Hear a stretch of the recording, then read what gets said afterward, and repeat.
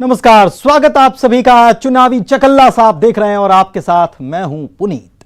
अब तक आपने इस चुनाव में नेताओं की जहरीली जुबान सुनी, सौगातें, वादे, विधानसभा सीट में तरक्की की तस्वीर दिखाने के इरादे भी सुने। अपने भाषण में राम की महिमा गाने वाले, खुद को जनता का सेवक बताने वाले अपने विधानसभा क्षेत्र को कितना जानते हैं, ये फिक्र दिखावा है या वाकई क्षेत्र की जानकारियों के साथ है उम्मीदवार की अपने इलाके पर पकड़। तो चकल्लस में हमने लगाई है नेताओं की क्लास। इम्तिहान से पहले वोटर को यह दिखाने की कि होमवर्क कितना है आपके नेताजी का। तो मानता हूं समस्या तो 80% हल चुकी है। कितनी पंचायतें हैं, कितने गांव हैं, आप मेरे सामान्य ज्ञान का बात कर रहे हैं या मेरी विधानसभा के बारे में पूछ रहे हैं? ऐसे क्वेश्चन को पूछते हुए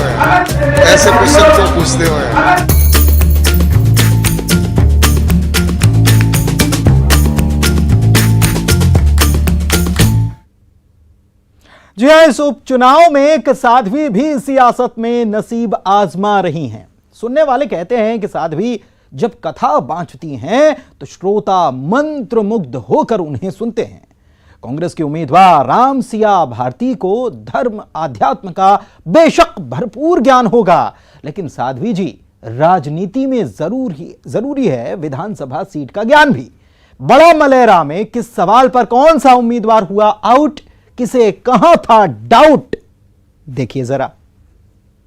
ये जो अभी आप लोगों के बीच में 15 महीने के लिए आए थे, इनको आपने 15 दिन में बना के पहुंचा दिया था। लेकिन आप लोगों ने रामचरितमानस में एक प्रसंग देखा होगा और सुना भी होगा, काल नैनी। कितनी पंचायतें हैं, कितने गांव हैं, काल नैनी को सुना था, वो था नहीं वैसा, केवल बना बनाया था नहीं।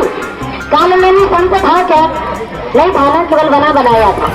ये जो बड़ा मलेरा विधानसभा सीट है, इसमें कितनी पंचायतें हैं, कितने गांव हैं, कितनी तहसील हैं?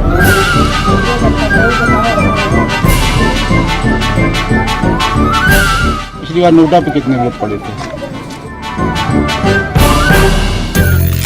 अरे भावुक होने की कोई बात नहीं। आप तो चुनावी मैदान में नहीं हैं। आपको तो धर्म कर्म का बहुत ज्ञान है। काल नेमी राक्षस की तो आपने उपचुनाव में एंट्री करा दी, लेकिन जब चुनावी मैदान में उतरी हैं तो अपने विधानसभा की जानकारी तो रखनी पड़ेगी। कथा में जितनी तेज धार, उतने ही इस सवाल पर आप चुप्पी क्यों साध गईं? सवाल था कितनी पंचायत हैं बड़ा मलहरा में। ये जो बड़ा मलेरा विधानसभा सीट है, इसमें कितनी पंचायतें हैं, कितने गांव हैं, कितनी तहसीलें हैं? पंचायत कितनी नहीं पता, तहसील कितनी जवाब नहीं। नोटा के सवाल पर भी सिर्फ खामोशी। पिछली बार नोटा पे कितने वोट पड़े थे?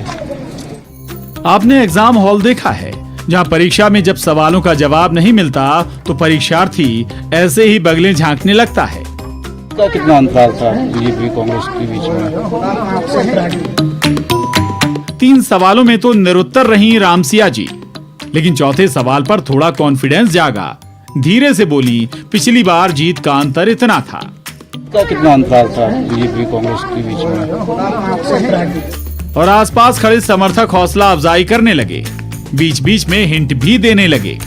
सुनिए, ये आप लोग क्योंकि ये शाम के हार जीत का कितना अंतराल था बीजेपी कांग्रेस के बीच में? अच्छा, किसी के क्षेत्र में जा रही हैं आप? 17,000 से। आखिरकार समर्थक मैदान में कूद पड़े। देखिए, माफ करना, सुनिए, ये आप लोग क्योंकि ये शाम के लेकिन एक सवाल पर फर्राटेदार धारा प्रभाव में बोलती ही गईं। सवाल था, समस्या क्या है इस क्षेत्र की? स्वास्थ्य और पेयजल की समस्या है, बेरोजगारी की समस्या है और सिंचाई के लिए भी पानी की समस्या है। बड़ा मलहरा विधानसभा में 258 गांव हैं, 271 मतदान केंद्र, 3 तहसील, पंचायतें 128, आबादी लगभग 4 लाख। नोटा पर पिछले चुनाव में 963 वोट पड़े थे। 1962 में ये सीट अस्तित्व में आई थी। लोकल बनाम बाहरी इस मुद्दे को लेकर मैदान में उतरे हैं निर्दलीय उम्मीदवार चंद्रकांत यादव। बड़ा मलहरा के लिए ये अपने पिटारे में क्या लाए, इनका दावा भी सुनिए। एक ही मुद्दा है कि ये सभी लोकल के प्रत्याशी हूँ मैं और ये सब बाहर के हैं, तो लोग बागों ने मेरे से कहा है कि आप चुनाव लड़ो, ये सब बाहर के प्रत्याशी हैं, ये चेतुआ आए हैं। बड़ा मलहरा में इस बार कांग्रेस ने भगवा कार्ड खेला है। कांग्रेस की कैंडिडेट रामसिया भारती की टक्कर बीजेपी के प्रद्युम्न सिंह लोधी से है। बसपा से पूर्व मंत्री अखंड प्रताप सिंह ताल ठोक रहे हैं। जानिए अपने उम्मीदवारों को, आपके भविष्य का मामला है। छतरपुर से सुनील उपाध्याय के साथ bureau report, news 18 Madhya Pradesh, Chhattisgarh.